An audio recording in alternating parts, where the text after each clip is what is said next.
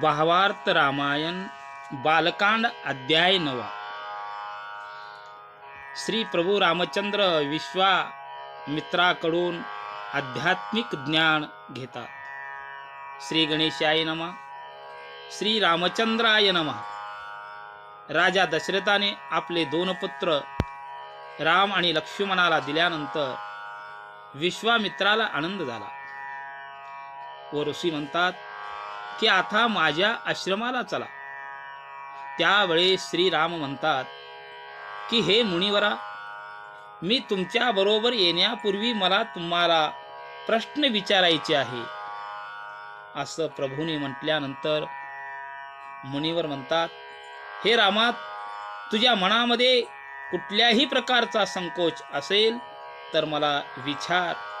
असं ऋषीवर्यानं म्हटल्यानंतर श्रीराम देहदोषाविषयी मुनिवराला प्रश्न करतात आणि पुढे म्हणतात, हे मुनिवरा, मनुष्य देह जन्माला येताना या देहाला अनेक यातना होतात व आल्यानंतरही या देहाला सुख मिळत नाही। मग हा देह तयार होण्यापूर्वी त्या देहासाठी कर्म केले पाहिजे। तोही स्त्री रजस्वाला आल्यानंतर अगदी अशुद्ध रक्त तयार होते आणि त्यानंतर विषय सुख घेतल्यानंतर गर्भधारणा राहते। म्हणजेच हा देह घाणीने तयार झालेला असतो। मग अशा देहांना सुख कसा प्राप्त होतो?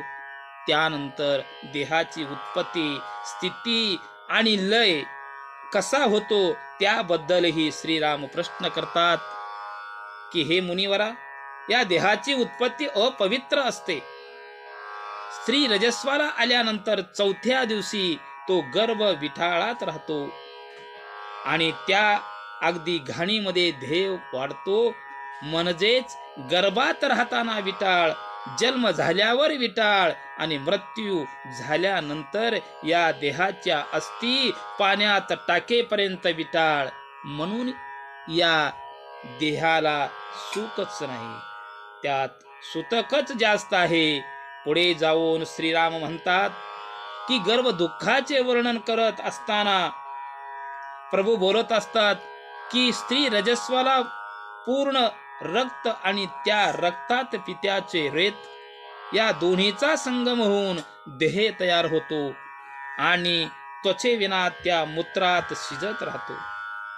ज्या वेळेस त्या स्त्रीला आंबट तिखट खायला देतात त्यावेळेस त्याचे अग्नी तयार होऊन जठराग्नीत पेटते आणि तो मांसाचा गोळा शिजतो आणि त्याला त्वचा येते आणि त्या बाळाला 9 मास त्या गर्भात घाणीत मलमूत्रात राहावे लागते।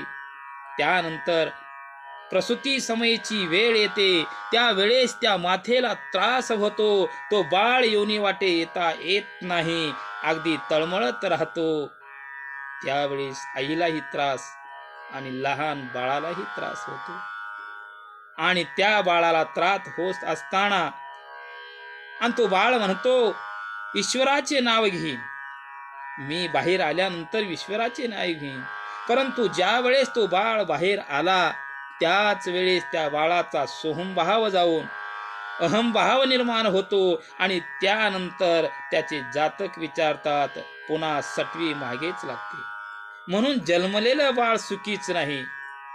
रांगू लागले की आपले हात घाणीचे आपल्याच तोंडात घालतो, एवढे बालपणी दुःख आहे। भूक लागलेलं कळत नाही, रडल्याशिवाय आई स्थान तोंडामध्ये देत नाही आणि 7 महिन्यापर्यंत दाढा दाते काढतो, त्यावेळेसही दुःख आहे।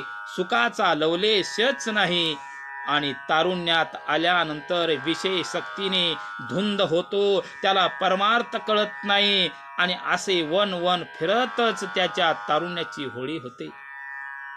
त्यात असे होते की स्त्री मिळवायची, पैसा कमवायचा आणि असे अकर्माचा फाटा फुडून गर्वाचा फुगा फुटून जातो।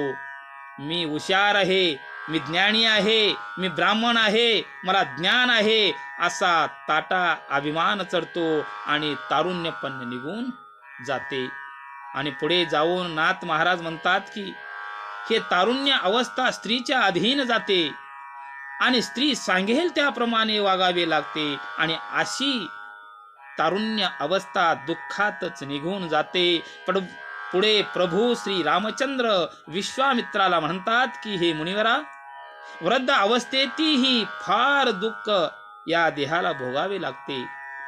जसे की म्हातारपणी बुद्धी क्षीण होऊन इंद्रिय निकामी होतात, अन्न खावे म्हटलं तर दात नाहीत आणि खाल्लं तर पचत नाही, चेहऱ्यावरती सुरकित्या वाढतात, केस वाढतात, बोलताना मान हलते, शब्द नीट निघत नाही, लहान नातवे बघून जवळ येत नाहीत, बायको आपलं ऐकत नाही, एवढे होऊनही म्हातारपणी माझे लेकर, माझे नातवंड, माझी बायको ही ममता निर्माण होते आणि ह्यावरी हाल अपेष्टा होऊन ही मरते वेळेस नातवाना माझ्या जवळ आणा, मला बघू द्या, ही ममता निर्माण होते. असं दुःख म्हातारपणी होते, तेथेही सुख नाही. पुढे जाऊन श्रीराम म्हणतात की हे मुनिवरा, हा देह जाईपर्यंत विषय सुटत नाही आणि अशातच या देहातील मुख्य रोग तो अहंकार डोक्यावर येऊन बसतो आणि या ममता आणि अहंकार मनुष्याला जीवनात सुख लागू देत नाही.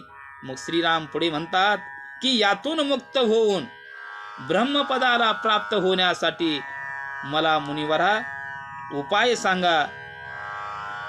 त्यावेळेस वैराग्य अवस्था निर्माण झालेले श्रीराम शांत राहिले. त्यावेळी सर्व लोक अचंबित झाले, श्रीरामाकडे पाहू लागले आणि म्हणू लागले, आम्ही वैराग्य प्राप्त घेण्यासाठी आयुष्य गेले, ते लाभले नाही, परंतु आज श्रीरामाला पाहून आम्हाला वैराग्य प्राप्त झाले, असे बोलू लागले. यापुढे श्रीरामाचा प्रश्नाला उत्तर देणारे विश्वामित्र व गुरु वशिष्ठ हे दोन्ही सिद्ध साधक बसलेले आहेत. इतर सभाजन लोक आहेत. यांच्या समोर या दुःखातून बाहेर पडण्यासाठी उपाय श्री विश्वामित्र सांगणार आहेत. म्हणून सर्व सभाजन सावध होऊन ऐकणार आहेत आणि ही कथा पुढील अध्यायाच्या ठिकाणी नाथ महाराज सांगणार आहेत. आणि इथेच या अध्यायाची सांगता नाथ महाराज एका जनार्दन माऊलीला शरण जाऊन सांगता करतात. जय श्रीराम, जय श्री